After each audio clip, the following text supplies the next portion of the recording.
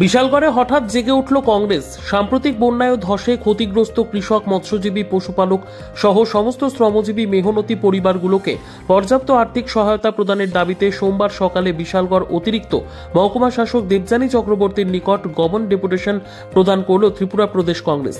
এদিনের ডেপুটেশনে উপস্থিত ছিলেন প্রদেশ কংগ্রেস কমিটির সদস্য জয়দীপ রায়বর্মন, জেলা কংগ্রেস সভাপতি গোপীনাথ সাহা সহ জেলা এবং মহকুমা স্তরের সমস্ত কংগ্রেস কর্মীরা। প্রথমে বিশালগড় মহকুমা পুলিশ আধিকারিকের অফিসের সামনে থেকে মিছিলের মধ্যে দিয়ে বিশালগড় মহকুমা শাসক অফিসে জমায়েত হলেন কংগ্রেস কর্মীরা। এদিনে মহকুমা শাসক রাকেশ চক্রবর্তী অফিসে না থাকার দরুন ওনার পরিবর্তে অতিরিক্ত মহকুমা শাসকের নিকট ডেপুটেশন প্রদান করেন কংগ্রেস দল। ডেপুটেশন প্রদান করার পর জয়দীপ রায়বর্মন বলেন, ভারতীয় জনতা পার্টির সরকার বন্যায় ক্ষতিগ্রস্ত পরিবারদের সাহায্য প্রদান করেছে।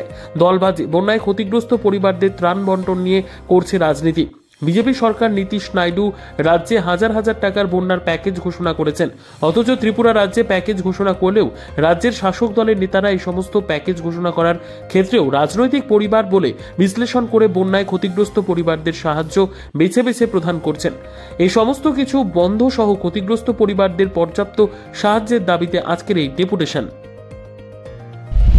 মুখ্যমন্ত্রী যেখানে বলছেন স্বয়ং যে 15,000 কোটি টাকার ক্ষয়ক্ষতি হয়েছে, যদিও আসল ক্ষয়ক্ষতির ফিগার যদি আপনারা খোঁজ দেন অনেক বেশি, তো সেই জায়গাতে যেখানে অর্ধেক আবাদি বন্যার কবলে পড়েছে সেখানে আমাদের স্পেশাল রাজ্যের দরজা, যে দুর্যোগপূর্ণ প্রাকৃতিক দুর্যোগপূর্ণ রাজ্যের আখ্যা দেয়নি এবং প্যাকেজ আমরা পাইনি।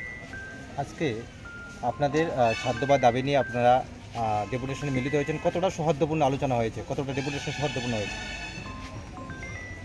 এসডিএম সাহেব বলেছেন যে তারা দেখছেন, তারা বিষয়টা নিয়ে আমরা একটা আরটিআইও করেছি। আমি বলে রাখতে চাই যে ওনারা কী ধরনের সাহায্য করেছেন, অর্থনৈতিক হোক কিংবা পুনর্বাসন ক্ষেত্রেই হোক, এসডিএম অফিস থেকে কিংবা লাইন ডিপার্টমেন্ট থেকে কী ধরনের সাহায্য সহায়তা সরকার থেকে করা হয়েছে বন্যা দুর্গতদের জন্য, সেটার আমরা একটা আরটিআইয়ের মাধ্যমে একটা তথ্য সংগ্রহ করার আবেদন আজকে করে গেছি।